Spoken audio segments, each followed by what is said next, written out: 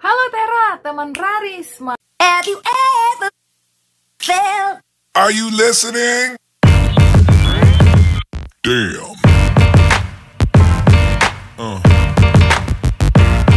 Yeah. Yeah. Ini ayamnya sudah mau matang.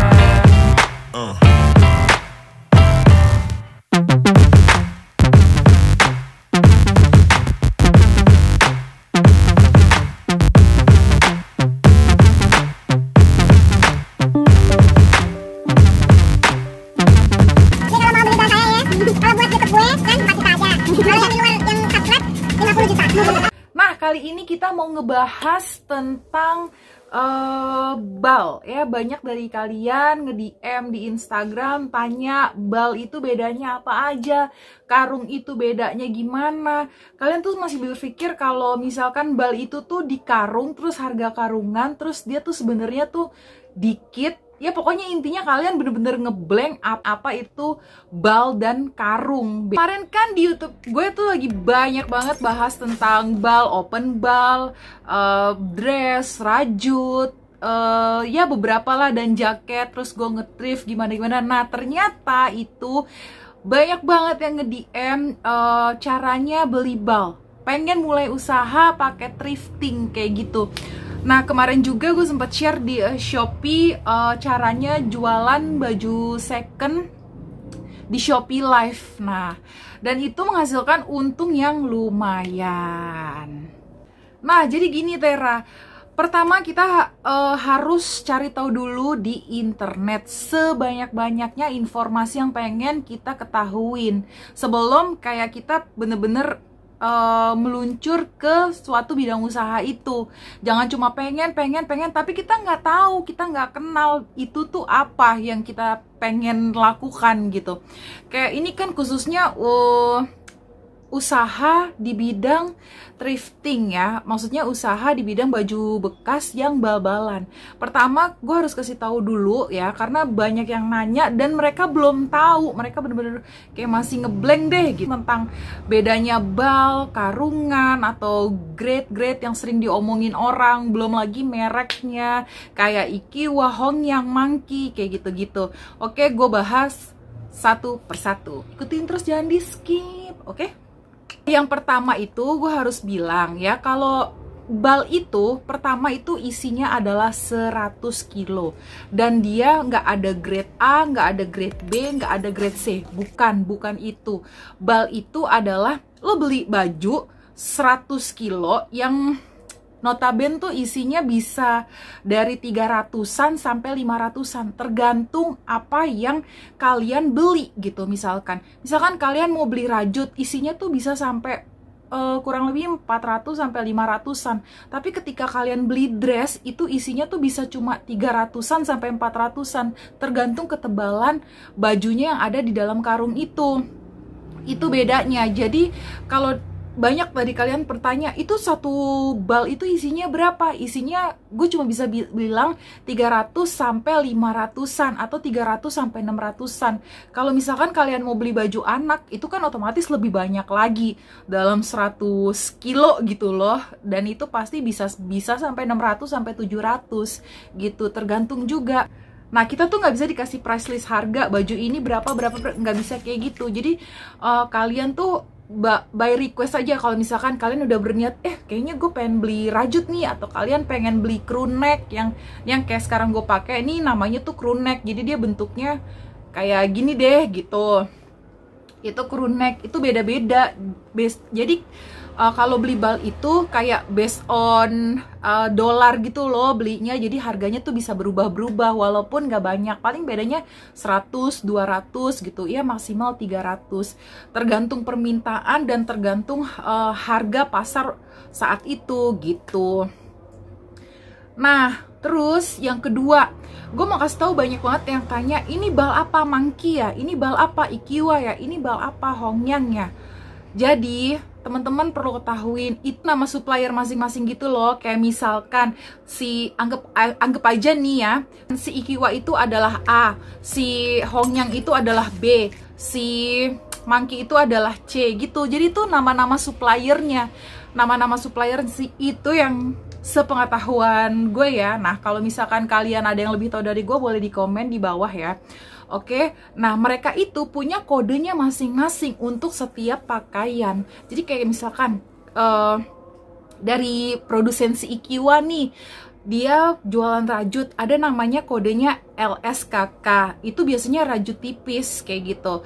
Terus dia juga keluarin kode Ikiwa namanya AF, itu rajut tebel gitu. Jadi beda-beda. Jadi kalau kalian pengen jualan baju apa yang kalian mau jual itu harus lebih spesifik gitu teman-teman. Itu juga untuk bal-bal yang lain, misalkan bal dress itu juga ada dari Ikiwa, dari Hongyang, dari Monkey gitu, banyak dari DS Trading kalau kalian yang pernah denger gitu. Cuma kodenya itu yang kalian tuh sebenarnya harus tahu dan harus paham. Nah, sementara gue untuk kode nggak bisa bantu banyak karena gue sendiri pun itu banyak banget dan gitu. Jadi kayak kalian tuh harus hafalin dari berbagai macam supplier gitu, tapi itu kan nggak mungkin ya. Jadi kayak gini aja, jadi kalian tuh harus tetapin dulu kalian mau jual apa, kira-kira passion kalian di mana, kira-kira apa namanya, yang masih bingung, kira-kira kalian tuh harus lihat sekeliling kalian tuh nyari apa, lebih kemana, apakah dress, apakah crew neck, apakah jaket gitu. Itu semua masing-masing tuh ada spesifikasinya lagi gitu. Kalian nggak bisa, gue pengen jualan baju tapi kalian nggak tahu baju apa gitu. Nah di situ itu tugasnya kalian sih buat cari tahu kalian mau jualan baju kayak gimana gitu. Apakah cuma kaos aja gitu, atau jaket aja, atau apa aja deh kayak gitu. Gue mau ngasih tahu kalau karungan itu apa. Karungan itu bukan bal-balan, itu beda lagi. Jadi kayak misalkan gini nih, misalkan gue beli bal, terus bal itu kan banyak banget ya isinya, let's say 500 piece lah, gue ada 500 piece dan gue nggak bisa ngabisin itu sendirian. Akhirnya gue bikinlah paket usaha, itu yang gue namakan karungan. Ada grade A, grade B, grade C. Grade A, grade B, grade C bedanya apa? Bedanya kalau grade A itu udah pasti bagus, harganya bisa gue mahalin. Grade B itu ya tengah-tengah lah, ada yang jelek, ada yang bagus juga. Nah grade C ya itu ya kadang kalau kita bilang sih ya sampah-sampahnya, ibaratnya kayak baju kotor atau baju robek dikit atau baju robek hilang atau baju hilang kancing kayak gitu-gitu sih, lebih yang paket usaha dari orang yang beli bal.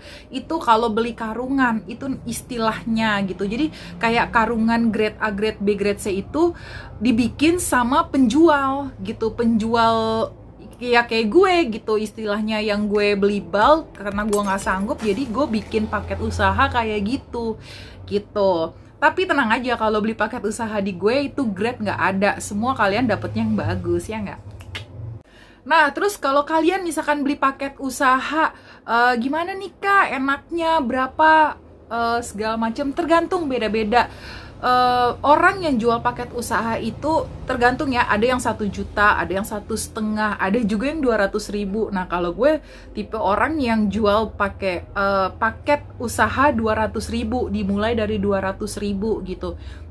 Ada juga penjual itu yang menyesuaikan harga kantong gitu loh. Nah, kayak kemarin di YouTube gue sebelum-sebelumnya itu ada ngebahas kalau mau beli jaket di Pasar Senen, ada ke bank siapa, kayak gitu. Kalian bisa lihat.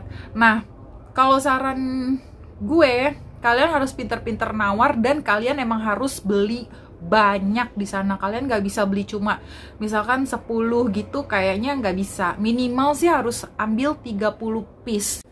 Nah, terus buat kalian juga yang ada yang beberapa nanya ketakutan kalian untuk nggak bisa jual barang itu. Sebenarnya gini loh, kalau kita mau mulai usaha tapi kita ada penuh rasa ketakutan, itu sama aja bohong. Mending nggak usah usaha aja dulu, mending banyakin berdoa aja dulu, terus nunggu gajian aja dulu, mending kayak gitu. Soalnya kalau kebanyakan rasa takut nggak mulai, ya udah mau gimana, mau dapetin rezeki dari mana, nggak mungkin, itu impossible banget gitu loh. Jadi kalau saran gue sih yang penting lo niat dulu ya. Nanti itu semuanya rezeki, rezeki untuk modal, rezeki apapun itu akan ngalir gitu aja gitu. Oke. Nah, kalau misalkan nih ya, usaha kalian tuh nggak berjalan dengan lancar, itu pasti ada yang salah di kalian. Bagaimana cara kalian mempromosin itu pasti ada yang salah nih. Mungkin kalian nggak taruh di semua medsos kalian, atau di aplikasi-aplikasi marketplace itu untuk maksudnya yang buat jualan. Kalian tuh harus bikin iklan di sana gitu.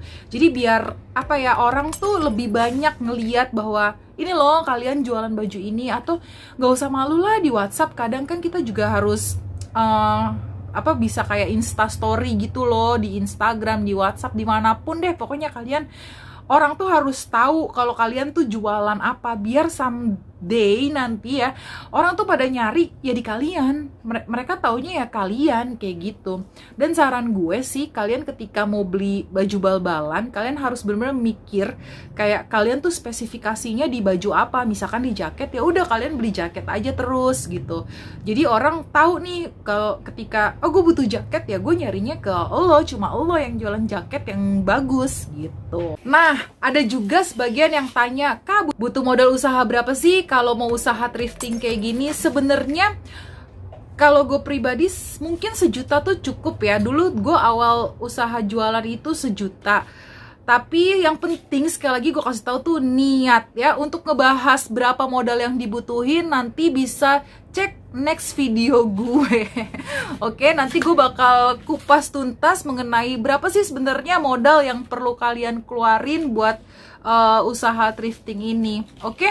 Nah, Tera, semoga informasi ini bermanfaat buat kalian yang mau mulai jualan thrifting ya. Thrifting baju second atau apapun lah itu yang serba second-second gitu. Nah, segitu aja mungkin informasi yang bisa gue kasih. Semoga ini bisa bermanfaat ya untuk kalian yang masih bingung spesifikasi bal sama karung itu bedanya apa, terus kode-kodenya. Makanya kalau nontonnya jangan di skip ya. Kalau di skip berarti kalian nggak paham gitu loh. Istilahnya kalian tuh kalau sekolah tuh jangan madol terus akhirnya nggak ngerti.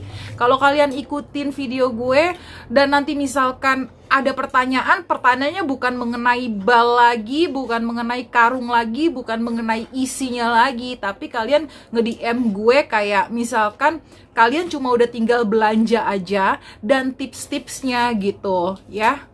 Semoga membantu. Jangan lupa like, subscribe, dan share. Oke? Karena ini penting buat tambahan di masa pandemik. Oke? Bye-bye, Tera.